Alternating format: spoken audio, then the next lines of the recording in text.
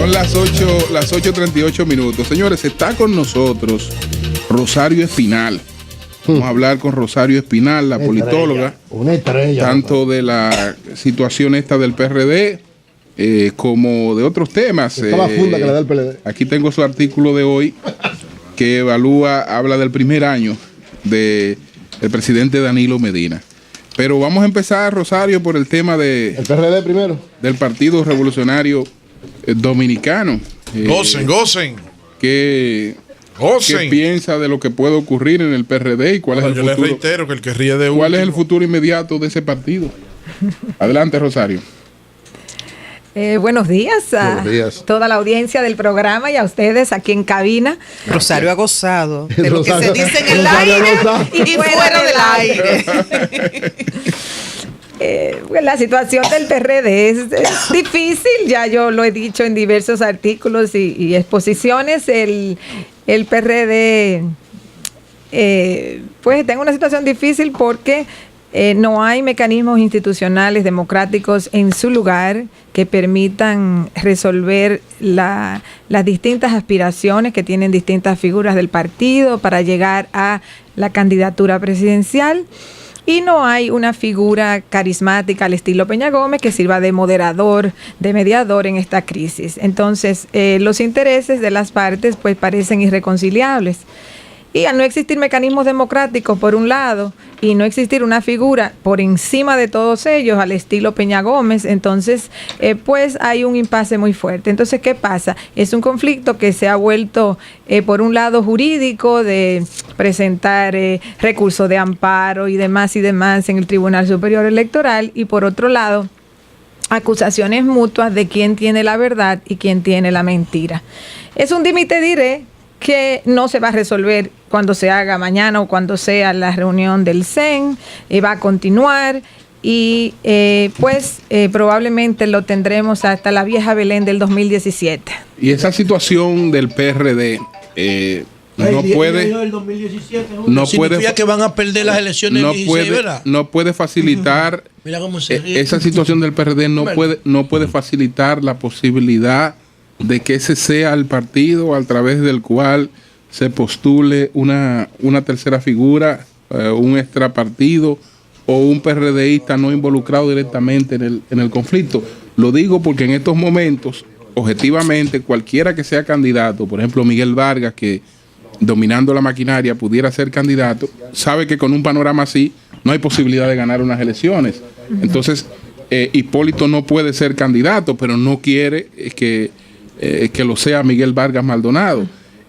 Hay dos mitades convencidas de que no les toca el poder de esa forma. Eso no facilitaría la búsqueda de otra opción y que el PRD entonces lo que tenga ahora mismo sea una vacancia que permita anidar otra opción ahí.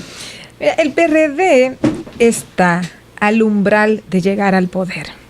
Si tú te pones a ver las tendencias electorales, es un partido que ha subido del 2004 al 2012 de manera significativa. Importante, ¿verdad? Y obtuvo un 47% en el 2012, hace apenas un año. Entonces, es un partido que, si tú ves la trayectoria del 2004 hacia acá, estaría a la puerta de llegar al poder. Ahora, ¿qué pasa? ¿Por qué no puede llegar? Porque hay un tranque muy grande a nivel de los dos principales dirigentes del partido, y si ellos pensaran el objetivo es llegar al poder, vamos a resolver nuestras diferencias, sea porque uno de nosotros vaya o porque buscamos una tercera figura nueva, que no se haya postulado todavía, que convoque a un amplio sector de la sociedad, porque el PRD para ganar necesita un 2-3% más, y ese 2-3% más no lo va a conseguir mientras vayan de candidato las mismas figuras del pasado. O sea, es una franja muy importante para el PRD que necesita, y es difícil, no voy a decir imposible, porque en política nunca se puede decir imposible, pero es difícil que ellos consigan esa franja con los candidatos del pasado. Entonces, ellos podrían reunirse, decir, vamos a resolver nuestras diferencias, nuestro objetivo es llegar al poder, vamos a buscar la alternativa más potable en la sociedad, no solamente entre los PRDistas. Ajá. y con facilidad ganarían unas próximas elecciones. Porque aquí la mitad de la población, 49%, casi la mitad votó en contra del PLD en el 2012. Entonces, ¿pero qué pasa? Ellos no actúan así. Entonces tú no le puedes pedir peras al olmo, como dice el refrán. O sea, ellos no actúan de esa manera, ellos están atrincherados, ellos están en una lucha mortal y ninguna de las partes por sí misma puede llegar al poder. Rosario, en ese contexto que describes y tomando en cuenta que ambas partes se acusan, no se ha logrado ninguna negociación y Miguel ha logrado fallos a su favor. En ese contexto, ¿procede esa convocatoria que él hizo para el CEN en el día de mañana? Bueno, lo que pasa es que esa convocatoria y ese CEN lo que hace es, la parte de Miguel tiene la siguiente estrategia, es cómo ir apoderándose del partido a través de una serie de mecanismos y de sentencias judiciales. Los que defienden esa estrategia pues dirán que al final le va a dar resultado, porque al final cuando se acerquen las elecciones los PRDistas pues dirán, bueno, ¿quién es que tiene la franquicia de este partido? O sea, quien tenga la franquicia del partido se va a beneficiar, porque el que quiere ser alcalde, por el PRD, diputado, no sé qué, todo el que quiere un cargo electivo va a tener que irse por la franquicia, indiscutiblemente. Entonces su estrategia es cómo mantener la franquicia del partido, porque si se mantiene la franquicia eventualmente las piezas van a comenzar a caer. Ahora, el problema está en que ese no es un mecanismo de ganar unas elecciones nacionales. Y ahí es donde ellos tienen su tranque. Si ellos aspiran a ganar unas elecciones nacionales, lo que están haciendo no los va a llevar, porque con un boicot de una parte del PRD, por un lado, y por otro lado, con una sociedad que ve que ese partido no pudo resolver sus problemas fundamentales, eso le va a pesar, eso le va a costar cuando lleguen las elecciones del 2016. Por eso es que el sentido común diría, oigan, pónganse de acuerdo, hagan una convención democrática, que gane el que más apoyo tenga, no traten de pactar una candidatura de antemano ni de forzar una candidatura de antemano, busquen instancias de mediación cuales sean para que puedan organizar una convención. Pero eso no se ha logrado. Es como si no hubiera llovido, pero llovió. Eso no se ha logrado. Exacto. Y ya se perdió un año. O sea, de los 4 años para el 16 ya se fue un año. O sea, solamente quedan 3. Por eso uno,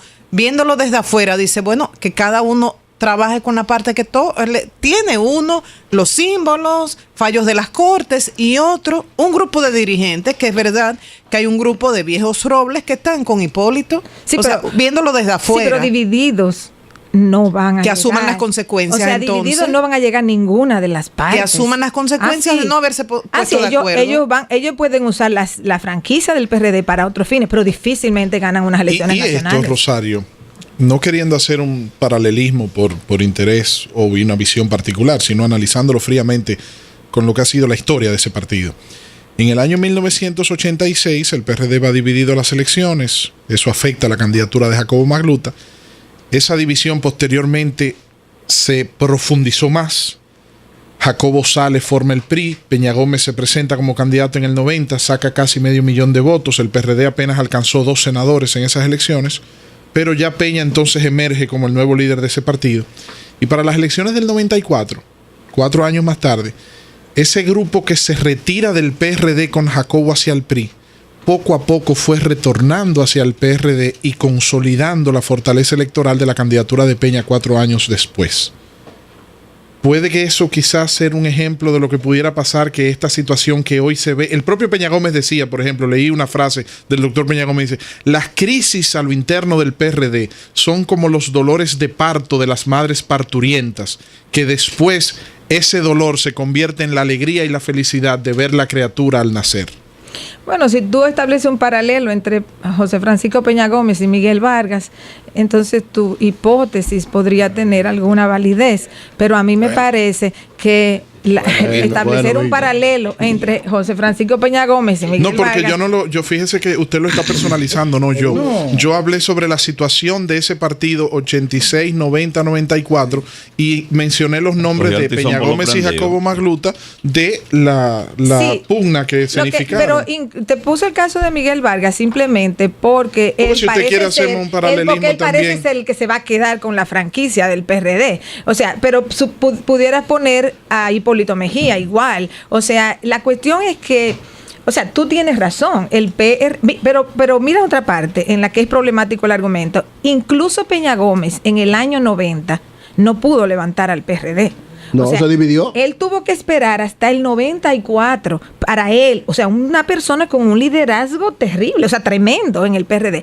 Él no pudo levantar el PRD en el 90. Tuvo que esperar hasta el 94 para llevar al PRD, entonces ya a ser partido competitivo. Perdóname, Rosario, pero perdóname mi corazón. Yo no lo estoy personificando ni en Miguel Vargas ni en Peña Gómez. Yo te estoy hablando de lo que ha sido la tradición. Si tú quieres, te quito a Peña y a Jacobo y nos vamos atrás a Juan Isidro Jiménez y a Juan Bosch. O nos vamos a Cotubanamá Enríquez y a Martínez Francisco, o nos vamos a Ángel Miolán cuando fue funcionario de los gobiernos de Balaguer. Si tú quieres, nos vamos a Antonio Guzmán y Salvador Jorge Blanco. Me refiero, Rosario, a que históricamente el PRD ha tenido estas situaciones de confrontación y que posteriormente el mismo partido resuelve su situación interna y se fortalece electoralmente. Sí, o sea, y ese argumento se ha utilizado mucho, y por eso las disputas en el PRD, como que la gente dice, ok, al final ellos se entienden, al final ellos se arreglan y pasa lo que tú dices. Y bueno, y es una posibilidad que yo no creo que nadie puede descartar. Ahora, esa posibilidad se reduce, a mi juicio, dado que ya es la primera vez que en el PRD se presenta una situación así, sin que exista un liderazgo de la magnitud de Bosch o de la magnitud de José Francisco Peña Gómez. Entonces eso es nuevo en el PRD. Ahora, tienes razón tú al plantear en el PRD, en el pasado se han dado divisiones, han bajado electoralmente y luego pues se reorganizan las cosas y el partido se relanza. Pero hay que considerar las diferencias.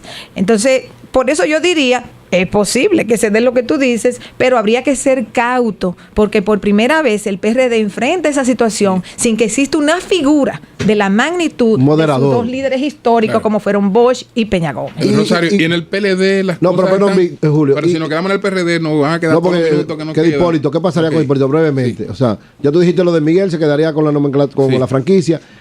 Hipólito, ¿qué pasaría con él? Desde tu punto de vista.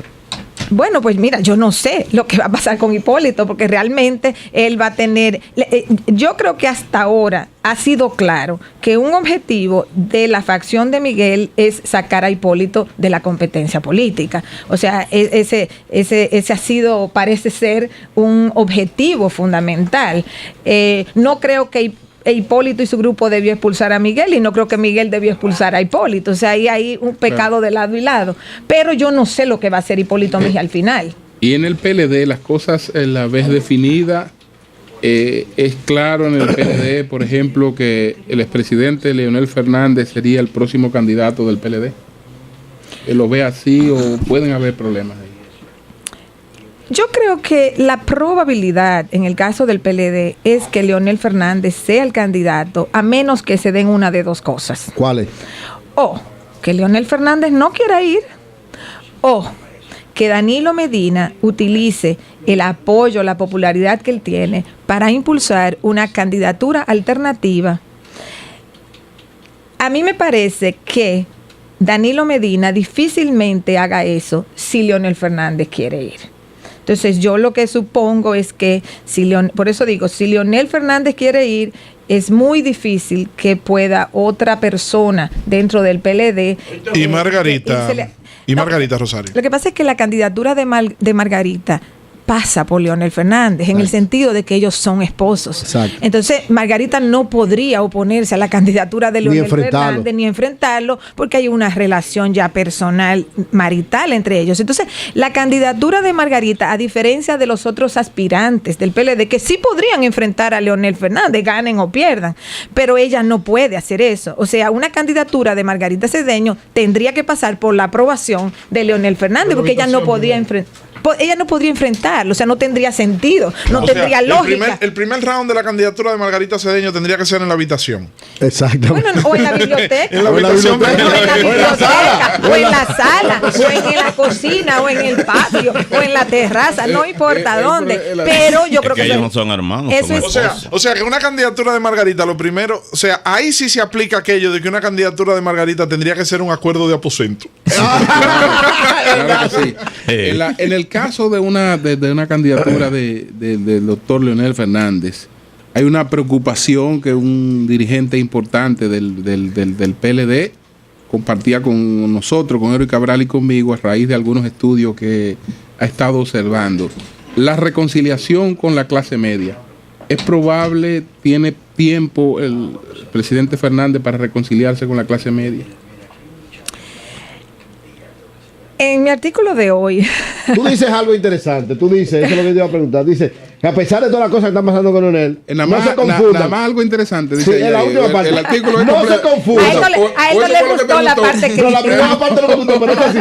Dice, pero no se confundan. La alta aprobación presidencial de Medina, si se mantiene, asegura buen futuro político para Fernández y demás aspirantes PLDI. ¿Qué tú quieres decir con eso?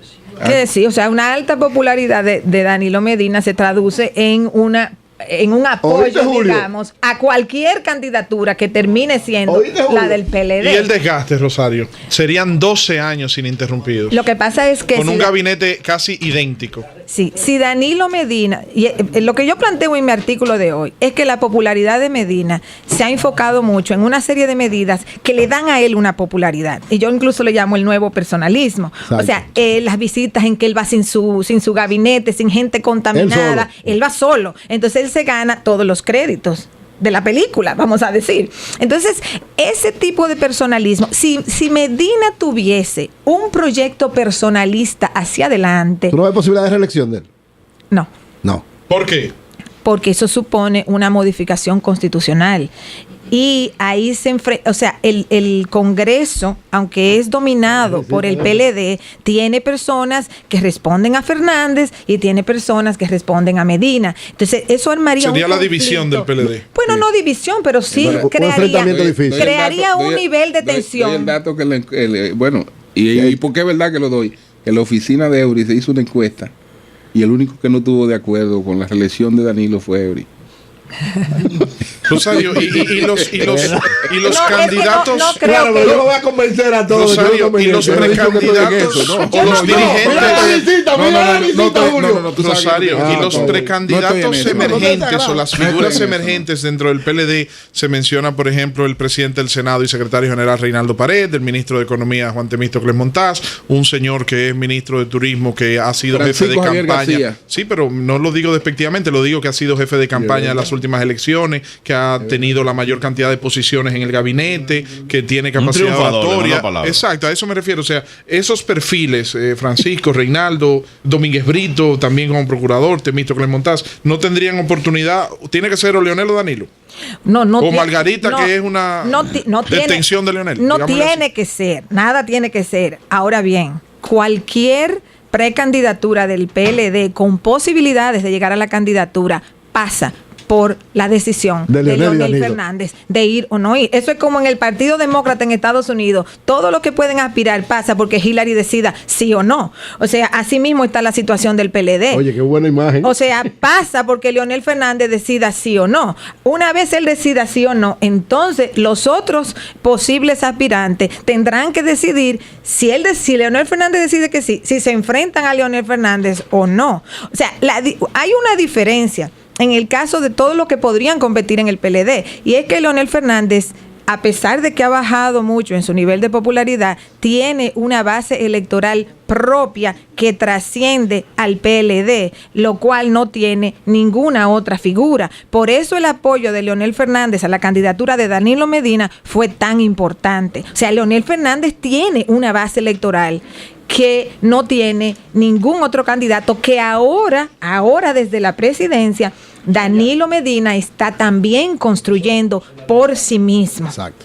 Ya tú decías, Rosario, que la mayoría de los dominicanos votaron en contra del PLD en las pasadas elecciones. No la mayoría, el 49%. Un importante porcentaje. Sí, casi la mitad. Casi la mitad. Sí. De esos, no todos eran PRDistas. No, porque fue 47 votó por el PRD y 2 por otros partidos. Pero no necesariamente el que vota por el PRD es PRDista. No. Danilo ha captado mucho de esa gente. No tiene, porque, o sea, son dos preguntas. Una, el ver esta crisis en el PRD hace que el PLD sienta, no tenemos un peligro para el 16, podrían incrementarse esas diferencias internas. ante ver el panorama como muy claro para el 16 por un lado, y por otro lado, cualquiera de los dos, sea Miguel con la franquicia o Hipólito con un grupo de gente, no podría captar esta gente descontenta, no con Danilo, no, gente que no quiere que el PLD siga en el poder. No podría darse ese caso. Mira, la continuidad del PLD en el poder en el 16, es decir, un triunfo electoral del PLD en el 16, tiene dos variables claves.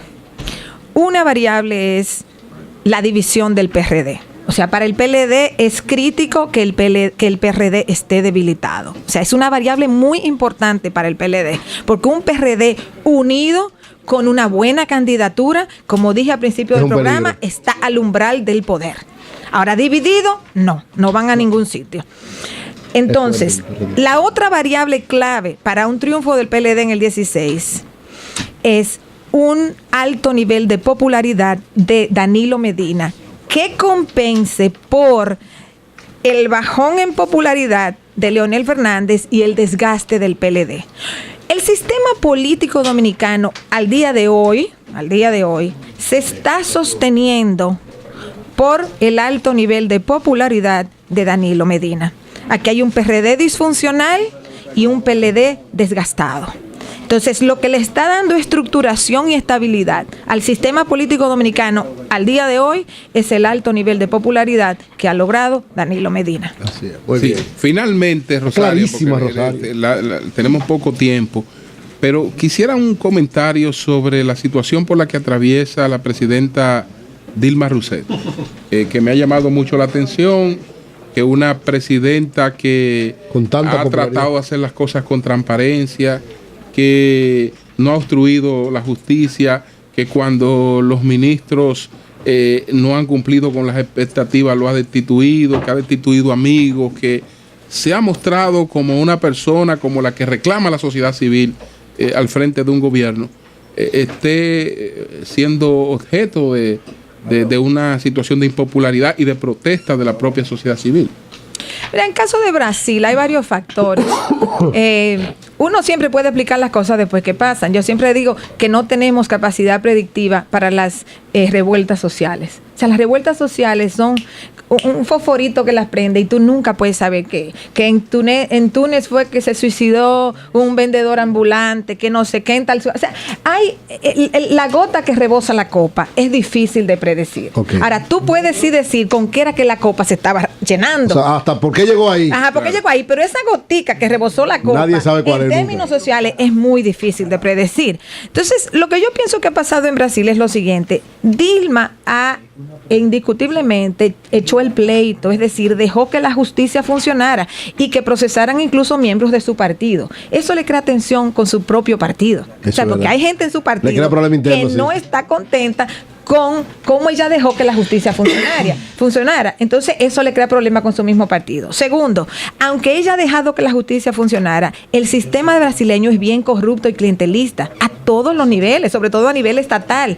Y no es un sistema político que tiene un partido fuerte, sino que el sistema político partidario de Brasil tiene muchos partidos. Es un grupo de partidos. Muchos partidos. Tú tienes que ir negociando constantemente. Amarrando con todito. Amarrando con esa coalición grande de partidos para tú pasar cualquier ley a nivel congresional. Entonces, ese amarre con todos esos partidos es complejo y pasa por la corrupción. Entonces, el proyecto de ella de limpiar el sistema de corrupción, por un lado, y de cómo mantener este sistema de alianzas electorales con corrupción, crea tensión. Por otro lado, Brasil es un país que ha crecido mucho. Al crecer mucho y al sacar tanta gente de la pobreza, te eleva a la gente un poco, pero no es que la gente vive bien. O sea, te lo sacan de la pobreza indigente, pero la gente tiene expectativas de mayor bienestar. Claro. Y esa es la gente que se está movilizando. Gente que ha salido de las peores condiciones, pero quiere más. Sí. Y agravado con el hecho de que este es un momento en que los llamados commodities, o sea, los productos de exportación agrícola, mineral, etcétera, los insumos han bajado de precio. Sí. Y eso afecta las economías agroexportadoras, como el caso de Brasil, y reduce su nivel de crecimiento. Entonces hay mayores expectativas de mejoría de vida, por un lado, y reducción del nivel de crecimiento de la economía. Menos posibilidad de lograrlo. Entonces, ante ese dilema, ese es el cuadro que estaba llenando la copa. Ahora, ¿qué fue la última gotica? Podía ser que en este momento ellos sabían que tenían la mirada del mundo porque iba el Papa, o sea, hay muchos factores ya, de la copita que rebosó, de la copita que rebosó. Un minuto, Víctor. Ajá. Una primicia lamentable en la carretera Moca-Salcedo, Moca-Las Lagunas. Acaba de ocurrir un accidente. Ha muerto el empresario agroindustrial Negro Calaf, uno de los empresarios agroindustriales más prósperos, más competitivos de Moca. Wow, qué pena. Iba trasladando un grupo de haitianos hacia una de sus plantaciones y chocó con otro vehículo. Han muerto 3 del grupo de haitianos que iba con él. ¿Y él también? Y él también se confirmó su muerte hace unos minutos.